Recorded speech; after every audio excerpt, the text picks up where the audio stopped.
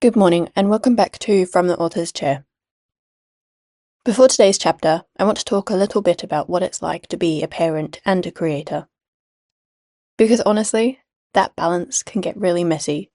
Some weeks, I get a lot done. Others, like this one, I barely get through an edit. Nap times disappear, mornings get cut short, someone wakes up just as I press record. But what I've learned is, small steps still count. Before I had a child, I wanted to have lots of large slots for doing my creation. But after parenting, you realize that is never possible. So even if it's just jotting a thought on my phone while walking, or even if it's recording several voice memos that I then stitch together later, it's not about doing everything at once. It's about doing something when you can. And then those somethings add up. Much more than you realize. For example, this podcast and audiobook that you're listening to right now is proof of that. Chapter by chapter, or sometimes not even that, chapter section by chapter section if I can. Early morning by early morning. It's getting done. It's taking longer than I thought, but that's okay. So if you're a parent too, or you're someone who has so many other commitments that you're just trying to build something for yourself in the margins of your day, I see you. You're not behind. You're building quietly and beautifully. Let's keep doing it. Okay, so time to read chapter 10 of Origin Curse. And if you're reading along, we'll be starting on page 99. Chapter 10. The Forest Shrine. At some point, the sounds of the forest had returned. The previous silence had made Yoshiko's hair stand on end, but now, the buzzing of summer life, the rustling of the wind brushing the trees, and the birdsong created a juxtaposition to the scene before her. Yoshiko pulled herself to her feet and stretched out the burning in her legs before pacing the battlefield. There was no further threat, from what she could see, but Yoshiko scolded herself for not having checked. She could have been in danger the entire time she was mourning her mother. But after a thorough search around the ruins and the trees, Yoshiko found no one. She was alone. The gushing of the wind in the leaves pulled her gaze upwards, and Yoshiko saw the sky still rippled from smoke. She frowned up at it. It really doesn't look like smoke, Yoshiko thought, seeing the multitude of colours with an unnatural shimmering undulating across what almost looked like a tear. That's impossible. The sky doesn't just tear. But the more she walked around the area looking at the sky, the more she thought she saw different colours weaving amongst the smoke, almost as if the sky was weaving itself together. Trying to stop herself from seeing unreal things, and instead focus on her problem, Yoshiko returned to the ruins to assess the damage. Deep dents showed where dogs slid across the mud, the ground scuffed with dry blood and tufts of fur. Scuffs and stomps showed soldiers skidding, ducking, jumping.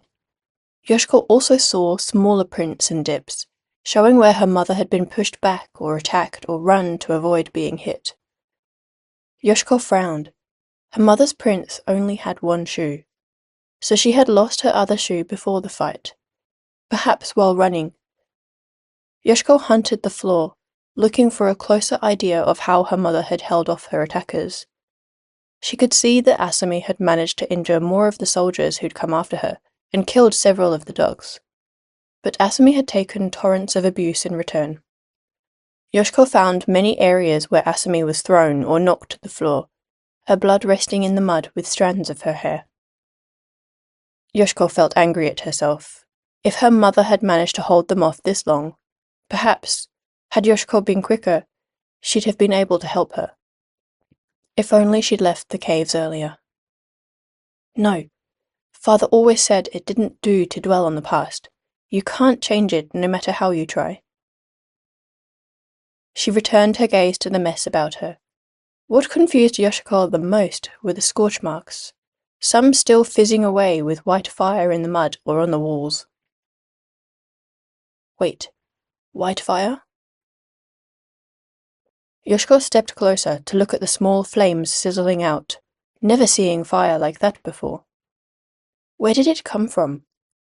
She could see where weapons had been dropped and picked up again, and where people had tried attacking but missed, hitting other surfaces instead and leaving dents and scratches. But this was different. The hunters would have had torches to follow Asami at night, but they wouldn't have caused those scorch marks and that much damage. It looked like fire had been thrown at speed, but nothing explained why it was white. Yoshiko foolishly wondered whether her mother could breathe fire, but managed a bitter chuckle at the thought. Would that even be possible? Her mother had said the curse brought powers of a dragon, they were at risk of falling deeper under the curse. But Asami had said she couldn't transform. Could one breathe fire without transforming? Could the human body do that? Cursed or not, Asami's powers hadn't held off the full attack. While it had dented the attackers, they had still caused her greater damage in the end, leaving her dead and mutilated. And now, they'd managed to escape to report to the council. Her mother had been certain it had been one of them who'd betrayed them. Yoshiko furrowed her brow. The people who had sworn to assist Asami in the governing and the running of the region, to carry out the ruling of the emperor and the shogun for the benefit of the people and the domain, had betrayed their vows. Yoshiko cried out in frustration that she didn't know the council well enough to know who it was who could have done it. Whoever it was, the people who had killed her mother would be running back to them now. They'd send more soldiers. The towns would be more dangerous than ever now the soldiers knew the daimyo had been hiding in the area. And the hunts would restart, thinking she, Yoshiko, would be hiding there too. Even if she could safely make it back to the caverns without being spotted or tracked by the dogs. Moving about and gathering information and supplies would be difficult. And what if they already knew of the caverns? Had the dogs managed to track Asami's scent there too? A chill ran down Yoshiko's spine. Was someone watching her, even now? She couldn't stay here. They'd come back with reinforcements to search for her. Besides, they'd left the daimyo lying in the open. It felt too much like a trap, as if they had left her to be found by Yoshiko. The wind gushed through the trees and drew her attention deep into the forest where the thick, green treetops ruffled like waves. Could she go there? She looked at her mother, staring numbly at the lifeless and mutilated doll in front of her. Her mother had said they couldn't live in the forest because of bears. But who cared about bears, now she'd seen what humans could do? The soldiers would deliberately kill her without honor, just because someone in the council had betrayed her family.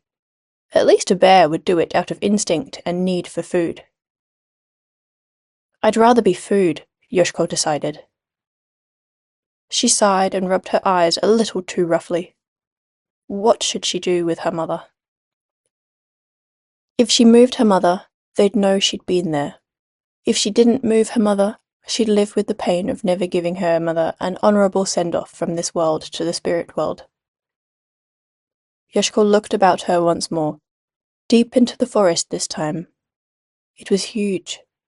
So huge that, even should the soldiers return and notice their dead daimyo had been moved, they'd never find Yoshiko anyway.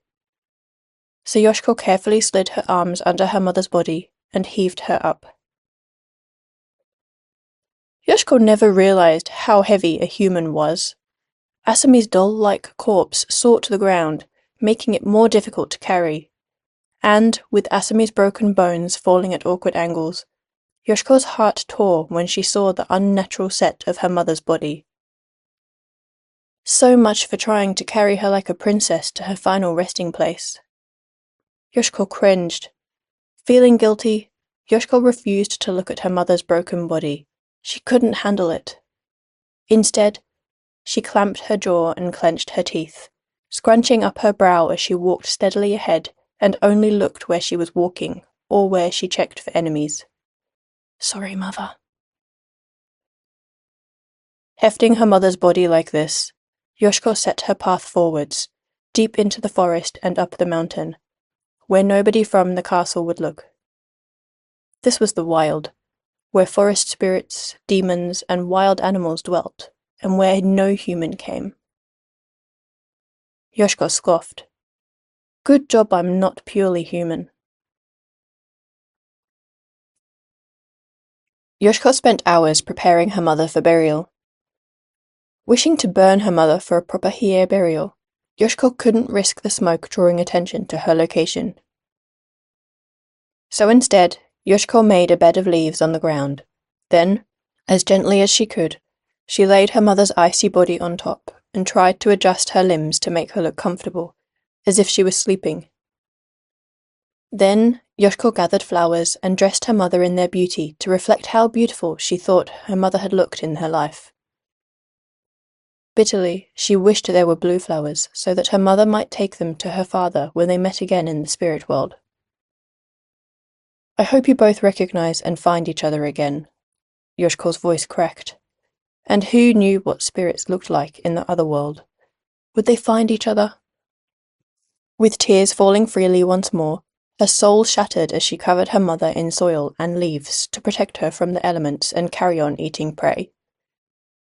On top of the burial soil, Yoshiko lay more flowers and muttered a wish to the spirits before leaving and marching alone into the forest, further up the mountain, searching for a place to stay, a place near a stream.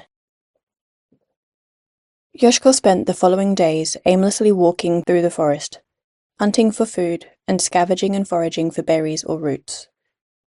Now, the only goal she'd had since being driven from the palace, of regaining the palace with her mother and driving the traitors out, had gone.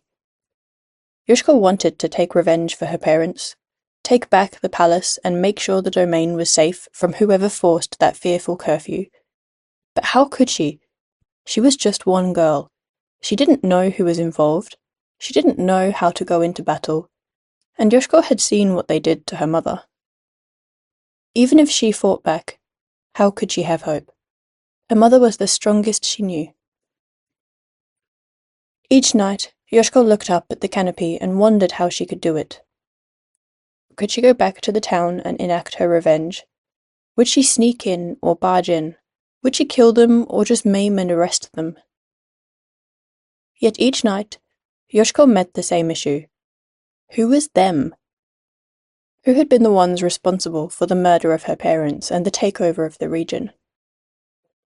Who ordered the curfew and the bullying of the citizens? Her mother had stopped sharing what she found out, so Yoshiko had no idea what or who Asumi had been watching. Had it been that frightening that Asumi had worried about telling her? Or had she just become too obsessed to realize that she had been pulling away from her daughter? So Yoshiko was alone now, but really, she'd been alone for longer. How hadn't she noticed it before? All that time, she'd been secretly worrying about her mother. She'd failed to see how much Asumi was changing and pulling away. How secretive she'd become. Just how careless and absent Asumi had been. Yoshiko clawed at the ground in the memory of it, beating herself up for not spotting or addressing it sooner. Unable to sleep for the self-doubt and punishment that haunted her, she got up and wandered the mountainside. While wandering in the darkness, Yoshiko spotted something catching the moon's icy glow. Padding closer and cautiously looking about her, Yoshiko stepped out in front of it. A polished stone statue had been what caught her eye. A pair of small stone lanterns stood on either side of a path that led up a long flight of stone steps. Moss blanketed the steps like something out of the mystical stories. With the forest on the mountain, the stone lanterns, and the ghostly light of the moon, Yoshiko could almost have sworn she'd accidentally stepped into the spirit world. But a breath of wind on the back of her neck reminded her it was still the world of the living. Even so, looking up at the disappearing steps in front of her, Yoshiko felt something drawing her nearer. Stepping onto a moss-covered step, she started climbing. At the top was a wooden shrine gate, a red-painted, squared archway with a black plank on top.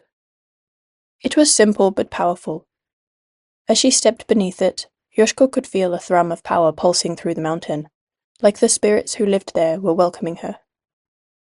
Despite the magnificent gateway, what lay beyond was a modest wooden shrine, protected by two old kitsune fox statue guards that looked like they'd come to life any moment. Yoshiko walked closer, feeling like the kitsune spirits were watching her. She tried to focus on the shrine, so small and simple, the size of a tiny hut, with a few wooden steps leading into it. There, you could barely stand up fully, and a faded color rope hung waiting for someone to pull the bell. Yoshiko looked around. Though she knew she was alone with only the kitsune statues to see her, she felt if she rang the bell, someone could hear it and know someone was in the forest. But she never went to a shrine or temple and didn't ring the bell. Her arm stretched out as if the thrumming power was drawing her to ring it, but Yoshiko clenched her hand tight at the last minute. She couldn't. Instead, she looked up at the roof, apologized to the spirit who watched the shrine, and gave the rope a tiny poke with the tip of her finger. The bell made the faintest chime, barely audible, and she smiled before clapping twice, closing her eyes, and wondering what she should wish for. It took a while for the thought to come, but when it did, she smiled again, and bowed before stepping down from the temple, knowing the spirits would help her never feel alone again. Refreshed, Yoshiko explored the little mountain shrine more. There would be no priest or priestess dedicated full-time to this shrine, yet it was well cared for. Ash lay in a neat pile on the incense platform, and little wishes flickered in the breeze from where they were tied on the wishing rope. Someone came here regularly, then, she thought. But was it a priest or priestess who travelled here to keep watch of it, or someone else? Without intending to intrude, some writing on one of the wish papers caught her attention. She didn't recognize the script. Yoshiko took a step closer and fought an inner battle about being nosy. On the one hand, wishes were utterly private. Only the spirits and shrine guardians could see them. On the other, another wish flicked in the wind, and she saw the same strange script. It looked nothing like Hizen writing, a series of brush strokes and symbols written vertically down the bamboo fortune paper.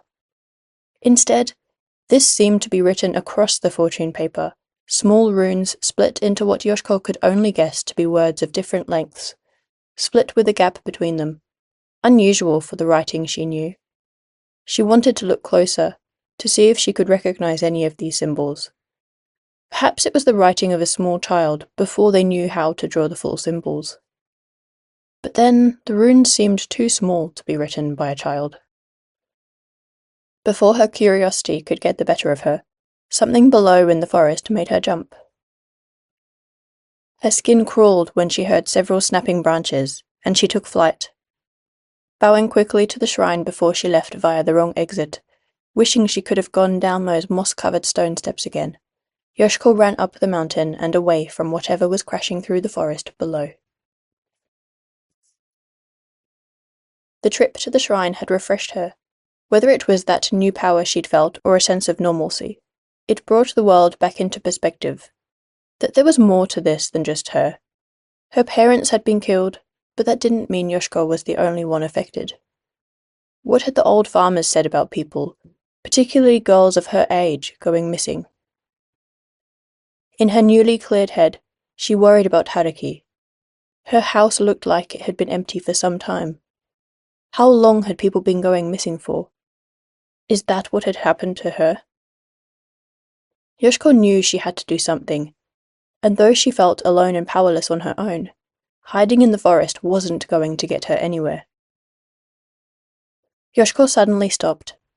Something had tweaked inside her head, as if the shrine had already answered her prayers. The farmers. She wasn't alone. They had been kind to her and were always welcoming, treating her like a grandchild, telling her to come if she needed help. Even just listening to them had been a pleasure. Her eyes watered again at the memories, and she realized she was desperate for their company. Yoshiko fumbled about in the little pocket inside her kimono. A small amount of coin was still there from when she had last gone to visit them for supplies. Surely this amount would repay them for a meal and a blanket by the fire. Her stomach wobbled at the thought of proper warm food. How long had it been since Yoshiko had last had a meal? With a sense of urgency in her heart, longing for the companionship of the kind old couple and dear Mochi the dog, Yoshiko leapt on with renewed energy, south, down the mountain, and towards civilization. Yoshiko ran down the track that led to the farms. If anyone could lighten her heart, it would be that kindly old couple who always had interesting things to say, beautiful smiles, and a beautiful dog. When Yoshiko reached their farm, she slowed to a trot and looked forward to the lovely dog that always ran to meet her, barking happily. But no dog raced towards her, tail wagging with a tongue hanging goofily from his mouth and eyes that looked more loving than anything you'd ever seen. Yoshiko stopped jogging and looked about. In fact, nothing was suggesting Mochi was there at all. The whole place felt empty. Yoshiko's heart dropped. Had there been a problem, or had they left? Perhaps they'd made the trip to the main town to visit their children. They'd often talked about how much they missed them since their children had moved away from the farm. Yoshiko strode towards the door. But the spirits weren't exactly on her side these days, and her hopes weren't being met at all. Yoshiko paused. When she'd been at the shrine, there'd been that great energy. Maybe this time, her prayers would work. Yet, as she slid open the door, she was hit with the heavy smell of death and decay, and a mass of matted fur lay formless by the door. She knew that matted form was Mochi. His beautiful golden colour was dull and murky, but it was him. Yoshiko cried out, wanting to reach out and gather up the little dog in her arms, but at the same time feeling afraid to touch him. And with the smell as it was, she knew it wasn't just Mochi who was dead. Yoshiko swallowed her fear and, for the honour and love of the old couple who'd been good to her, she pushed further into the house, knowing what she'd find. When did it happen? She stood inside the farmhouse, staring at what she didn't want to see. Looking through blurred vision at the old couple lying on the hard floor, she couldn't tell. Boots had trodden muddy tracks onto the wooden floors, boot prints that looked like those she'd seen at the site of her mother's death, too. Mixing in with the mud was spilt blood, darkened from age and exposure to air. The old couple had been run through with blades, perhaps even had their throats cut. Yoshiko's face scrunched up, and she tried not to cry. If only I'd arrived here sooner. Again. She felt her lip quiver and took a sharp breath to try to stop her emotions from bubbling up. Once again, she'd been too late. Bitterly disappointed in herself, Yoshiko avoided self-blame by trying to figure out what had happened. The killers, likely soldiers or hunters under the control of the council, Yoshiko guessed. Thinking back to what had happened to her mother and how the situation was so familiar, had burst in and likely killed Mochi first to stop him from getting in the way. Then, they'd attacked the old couple and marched straight back out, leaving them to die. Now, the old couple lay on the floor with their arms reaching out for one another, hands clasped. And in the freeze of death, their hands had frozen together. Yoshiko collapsed onto her hands and knees and heaved what little contents she had left in her stomach before falling into the wooden floor. How disrespectful, she thought, that the hunters had marched in here with their boots on. This house, so usually well kept and warm and tidy, and these people deserved to be treated so much better. Instead, there was a dirty floor, furniture strewn everywhere, doors pulled open so hard that they hung unevenly in their setting, and belongings were thrown across the floor. Food from the pantry lay across the counters and floors, beginning to rot and adding to the smell of decay. She heaved again. This time, there was nothing left. Then Yoshiko rubbed the tears from her face and swallowed to try to stop heaving. She didn't want to be disrespectful by being sick in the presence of their bodies, just because of the smell. Yoshiko looked once more at the old couple, holding hands in death and seeking comfort in one another one last time. If I'd been here.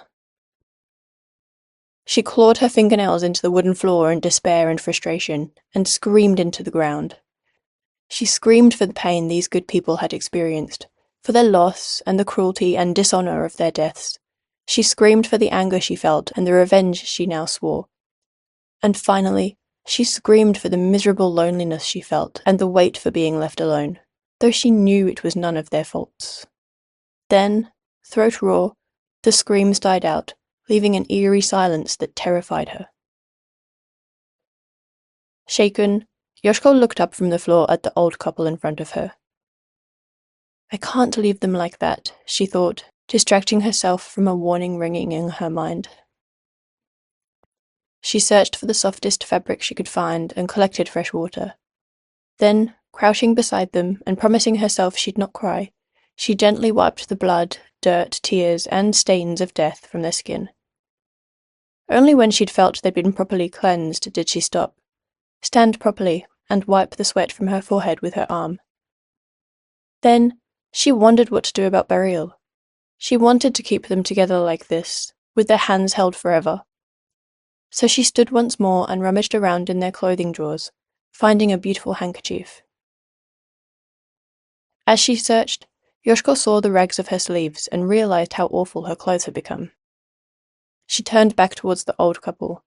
Surely they wouldn't mind if she replaced her worn clothes with something of theirs.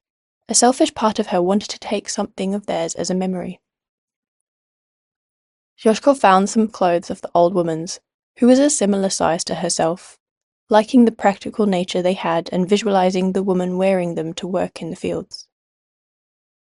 They were robust and, while simple, they were made to be long-lasting. These people wouldn't buy clothes often, but when they did, they'd make sure they'd last well. Yoshiko turned the green and blue fabric over in her hands, feeling the material brush over the backs of her hands and the woven texture caressing her skin, like a memory she'd thought she'd forgotten.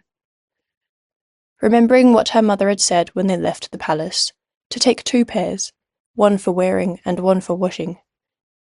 She chose a green kimono and a dark indigo one, quickly dressing in the blue and making a bundle out of the green, to take with her wherever she decided to go next. Back to the caverns, most likely. Then she returned to the old couple with the handkerchief and carefully wrapped it around their joined hands, tying it neatly. Now they'll stay bonded forever. Yoshiko stood, closed her eyes, pressed her palms together, sending a wish their way, and then bowed. She looked at the flames dancing in the hearth from where she'd lit a fire earlier to bring warmth and light back into the room. Yoshiko could just about feel the heat, and the glow of orange dominated her vision. She had an idea. She reached into the flames. Her hand didn't feel the heat, and it didn't look burnt either when she pulled a log out. Barely noticing what she'd done, Yoshiko took a few trips, lighting new sticks and logs each time, and distributed burning logs about the house, lighting fabric, wooden floor, food, and paper doorways. Then, grabbing the old man's outdoor jacket and the old woman's outdoor shoes, she took her green bundle of spare clothes and headed for the front door. Something stopped her in her tracks when she reached the door to leave the burning house behind her, and it wasn't the body of poor Mochi. On the door, where she hadn't noticed in her rush to come in, a message was painted in large black ink script. Despite the heat of the roaring fire behind her, Yoshiko's blood turned to ice, and her heart spiked with dread. They'd found her. Wherever you're hiding, you'll be next. All who help you will die. Yoshiko took a sharp intake of breath and tried to regain clear thought. What if they're watching now? She thought, freezing. The old couple's burial fire was getting huge and bright. It would attract people to come and see what was happening. But she had to get out of there soon before it engulfed her, too. The shadows are always darker where light is brightest, her father always said when talking about poetry, the natural world, or societal issues. So, with a fire the size of a house offering the brightest light, Yoshiko slipped out into the night, remembering her mother's lessons to extend her senses and focus on the shadows.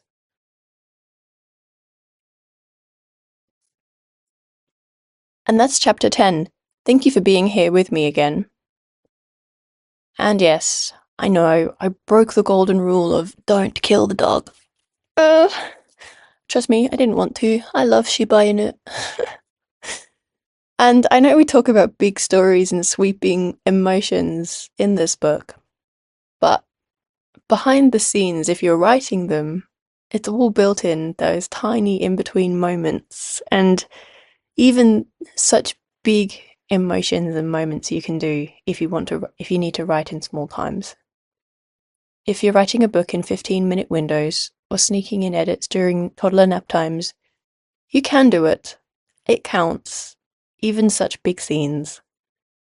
And if all you did today was think about your story while doing dishes, or whisper an idea into your phone while pushing a pram, that counts too.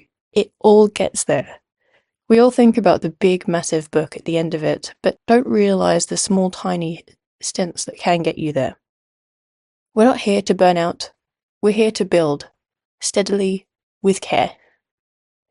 You're doing it. I'm doing it. And we'll get there together, one chapter at a time. In all our new books, new projects, whatever we choose to do. I'll see you next time for chapter 11. Until then, keep showing up and keep growing your work, little by little. And let's try and keep the dog next time.